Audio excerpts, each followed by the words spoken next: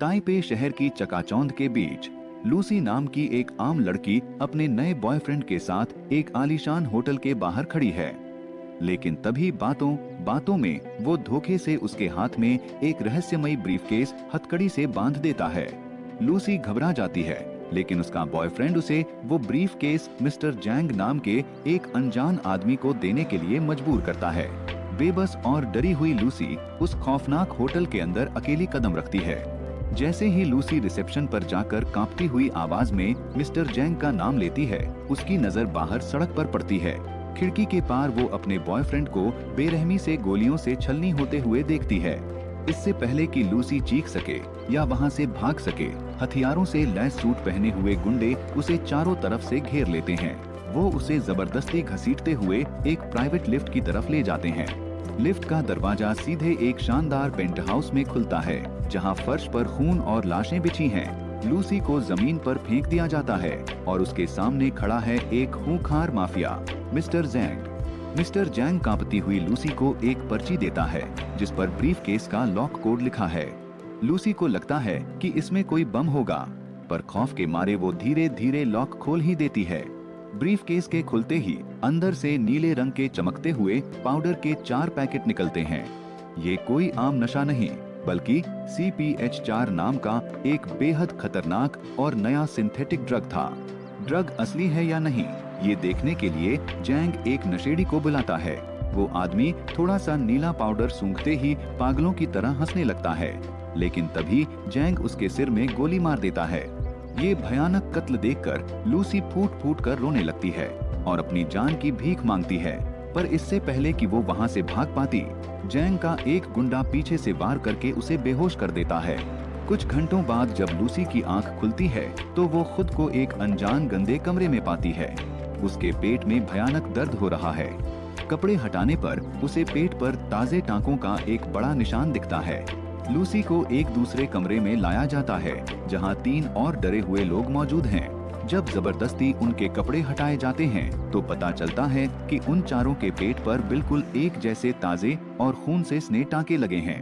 Mister जैंग का एक आदमी आगे आता है और बड़े शांत अंदाज में बताता है कि बेहोशी की हालत में उनका पेट चीरकर CPH4 ड्रग्स का 1-1 किलो का पैकेट उनके अंदर छुपा दिया गया है।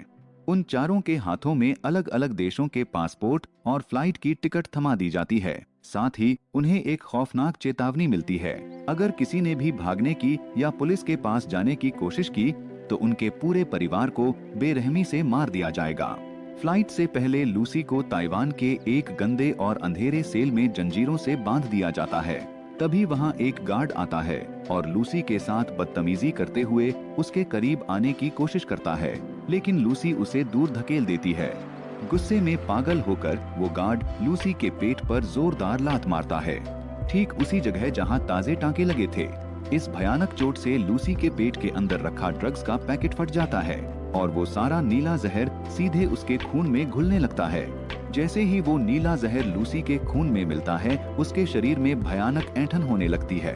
वो जमीन पर तड़पती है और उसका शरीर किसी तेज झटके की तरह कांपने लगता है। ड्रग्स का असर सीधा उसके दिमाग पर होता है।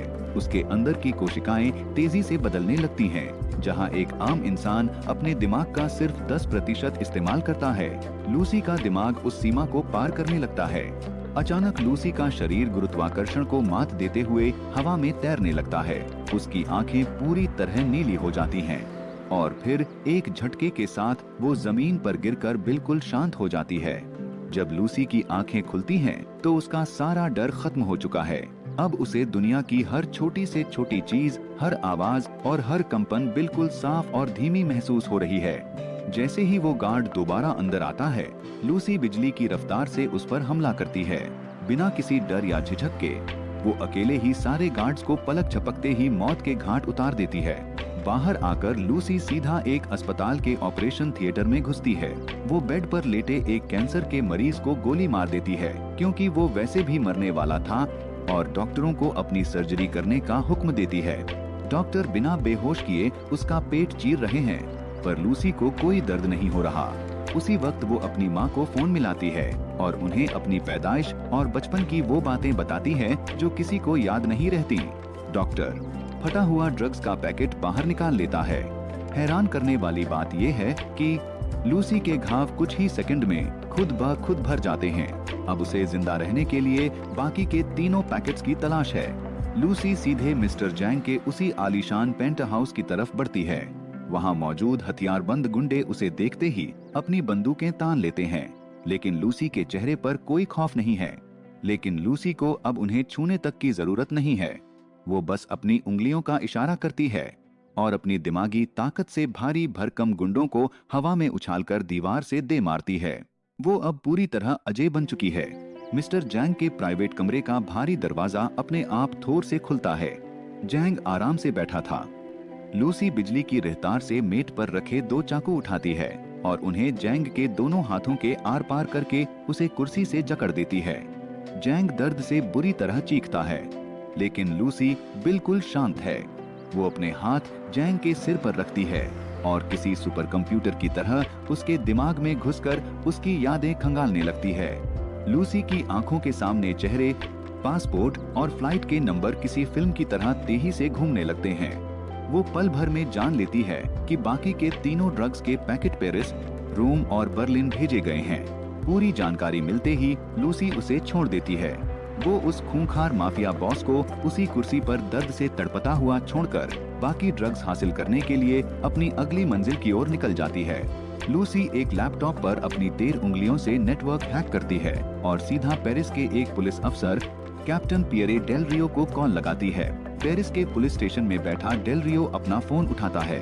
वो हैरान है कि किसी अनजान लड़की को उसका पर्सनल और सीक्रेट नंबर कैसे मिल गया। लूसी बिना कोई वक्त बर्बाद किए उसे पेरिस, रोम और बर्लिन पहुंचने वाले तीनों ड्रग कैरियर्स के नाम, पासपोर्ट और फ्लाइट की पूरी पक्की जानकारी दे देती है।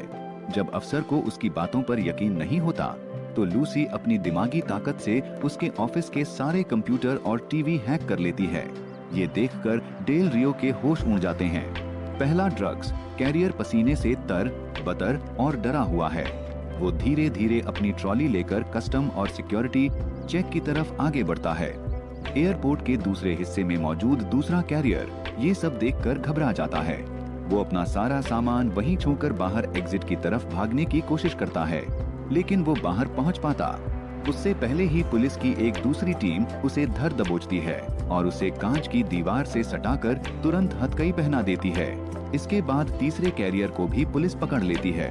लूसी की बिछाई गई बिसात से तीनों खूंखार ड्रग कैरियर्स एक ही समय पर गिरफ्तार हो जाते हैं और ड्रग्स पुलिस के कब्जे में आ जाता है। लूसी पेरिस की फ्लाइट में है, तभी स्क्रीन पर चमकता है 40%।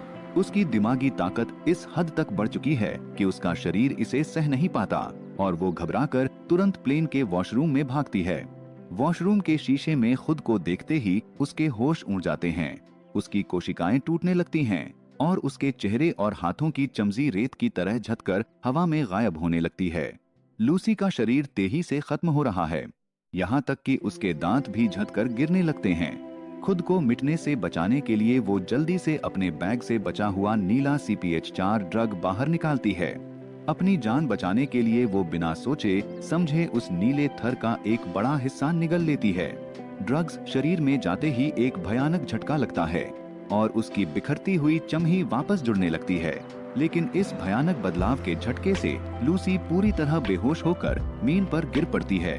घबराए हुए फ्लाइट क्रू मेंबर्स दरवाजा तोड़कर अंदर आते हैं और उसे वहां बेसुध पड़ा पाते हैं। हेलो दोस्तों, अगर आपको यहाँ तक लूसी की कहानी पसंद आई है तो कमेंट करें part 2 and subscribe my channel. अगले पार्ट में हम देखेंगे कि अगर आपका दिमाग 100% काम करे तो हम क्या बन सकते हैं। धन्यवाद।